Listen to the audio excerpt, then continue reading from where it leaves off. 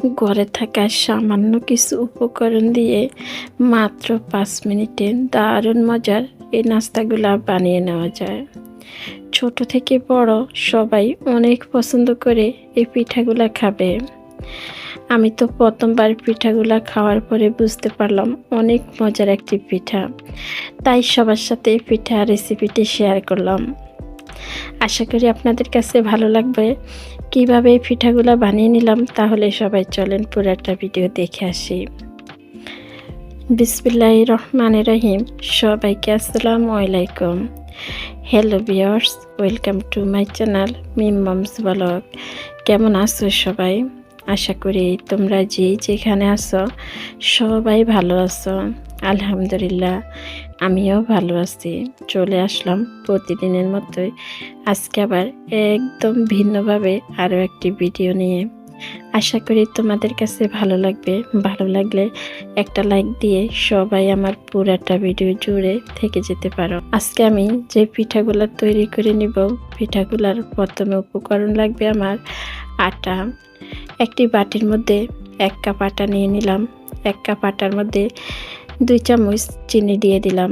2 চামচ চিনি, 2 চামচ দুধের গুঁড়া।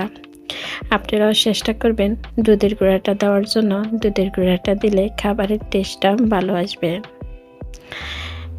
স্বাদ মতো লবণ, লবণটা দিতেই হবে। লবণ ছাড়া আবার খেতে ভালো লাগবে না। আমার কাছে মনে হয় লবণ ছাড়া কোনো কিছুই ভালো লাগে না। আপনাদের কার কাছে কেমন মনে হয় আমি তো জানি না, তবে লবণ ছাড়া কোনো খাবারে ভালো লাগে না। অনেকে আছে মিষ্টি খাবারে লবণটা দিতে চায় না, তবে আমি মিষ্টির পরিমাণটা খুবই কম দিয়েছি। আমার কাছে মিষ্টিটা একদম ভালো লাগে না।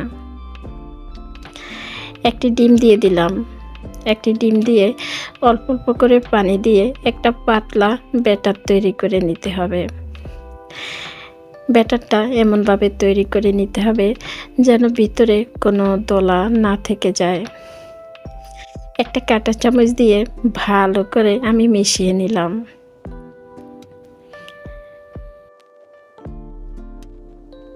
আটাগুলা ভালো করে মিশিয়ে নিলাম।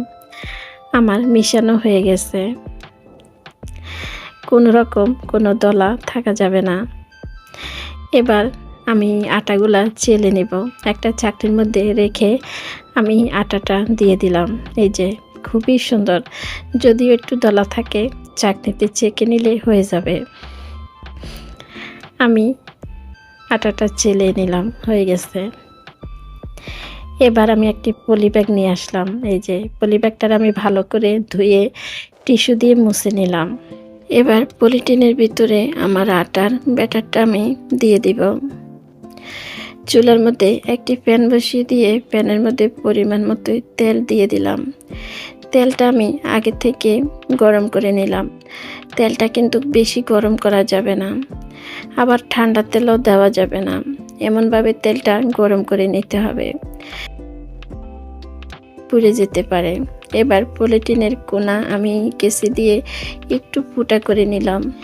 এবার পলিথিনটা তেলের উপরে রেখে এক পাশ থেকে ঘুরিয়ে ঘুরিয়ে ব্যাটারটা তেলের উপর দিয়ে দিলে এত সুন্দর এই পিঠাটা হয়ে গেল।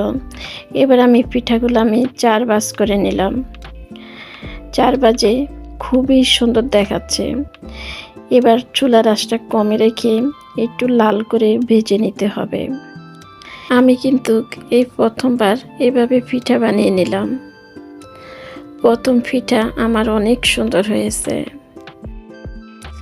অনেকে হয়তো বলতে পারে পলিথিনের ভিতরে তেলের মধ্যে কিভাবে এভাবে পিঠা বানিয়ে নিব। আমি বলবো পলিথিনটা খুবই ছোট করে ফুটাটা করে নিতে হবে। তখন তেলের উপরে পলিথিনটা ঘুরাইতে হবে না, শুধু হাতটা ঘুরাইলে খুবই সুন্দর এই পিঠাগুলা হয়ে যাবে। তখন ভাঁজ করে একটু লাল করে ভেজে নিলেই হয়ে যাবে পিঠা। অনেকে সিটা পিঠা বানিয়ে নিতে পারে। সিটা পিঠার মতোই মনে হচ্ছে পিঠাগুলা দেখতে, কিন্তু সিটা পিঠা লাল করা হয় না। এই পিঠাগুলা লাল করা হয়। সিটা পিঠা তেল ছাড়া ভাজতে হয়। এগুলি তেলের মধ্যে ভাজলাম। খুবই অল্প সময় এই পিঠা খুবই মজা হয় খেতে। আমার একটা পিঠা বানানো হয়ে গেছে, আমি এবার তুলে নিব। দেখতে কিন্তু খুবই সুন্দর দেখাচ্ছে। প্রথম যদি কেউ এই পিঠাগুলা দেখে মনে করবে কোনো সাজ দিয়ে এই পিঠাগুলা বানিয়ে নেওয়া হয়েছে। কোনো রকম সাজ ছাড়া, কোনো রকম ঝামেলা ছাড়া খুব সহজে এই পিঠাগুলা বানিয়ে নেওয়া যায়। আমি একেভাবে আরও একটা পিঠা বানিয়ে সবাইকে দেখিয়ে দিলাম। শুধু হাতটা ঘুরিয়ে নিলে হয়ে যায়। আরও একটা পিঠা হয়ে গেল। এবার আমি বাস করে নিব। এই যে প্রথমে আমি দুই পাশ থেকে এই যেভাবে দিয়ে আরও একটা বাস করে নিব। 4 বাজে পিঠাটা হয়ে গেছে। আরও একটা পিঠা হয়ে গেল। একইভাবে আমি সবগুলা পিঠা বানিয়ে নেব। ভিডিওর মাঝখানে প্রতিদিনের মধ্যে আমি একটা কথা বলে নিতেছি। আমি জানি না ভিডিওটা দেখতে দেখতে তোমরা আমার সাথে এই পর্যন্ত কে কে চলে এসেছ। একটা লাইক দিতে ভুলে গেছো, একটা লাইক দিয়ে দিতে পারো। আমার ভিডিওগুলো দেখো, এখন পর্যন্ত আমার চ্যানেলটা সাবস্ক্রাইব করা হয়নি, আমার চ্যানেলটা সাবস্ক্রাইব করে রাখতে পারো। আমি যখন যে ভিডিও ছাড়বো তোমাদের কাছে নোটিফিকেশন চলে যাবে। তোমরা তোমাদের সময় সুযোগ বুঝে আমার ভিডিওগুলো দেখে দিতে পারো। তোমরা যারা এই কাজটা করেছো তোমাদেরকে জানাচ্ছি অসংখ্য অসংখ্য ধন্যবাদ। এভাবে আমাকে সাপোর্ট করার জন্য, এভাবে আমার পাশে থাকার জন্য। তোমাদের এই সুন্দর সুন্দর কমেন্টে আমি প্রতিনিয়ত তোমাদের মাঝে কোনো না কোনো কিছু নিয়ে চলে আসি। তোমাদের এই সুন্দর কমেন্টের মায়ায় আমি প্রতিনিয়ত তোমাদের মাঝে এই রেসিপিগুলি শেয়ার করি। আশা করি তোমাদের কাছেও ভালো লাগে, আর তোমাদের কমেন্টের কারণে আমিও তোমাদের মাঝে চলে আসি। আশা করি তোমরা এইভাবে আমার পাশে সবাই থেকে যাবে। তোমাদের সবাইকে আবারও জানাচ্ছি অসংখ্য অসংখ্য ধন্যবাদ। আজকের এই সহজ পিঠা রেসিপি তোমাদের কাছে কেমন লাগলো তোমরা তোমাদের কমেন্টের মধ্যে আমাকে জানিয়ে যেতে পারো।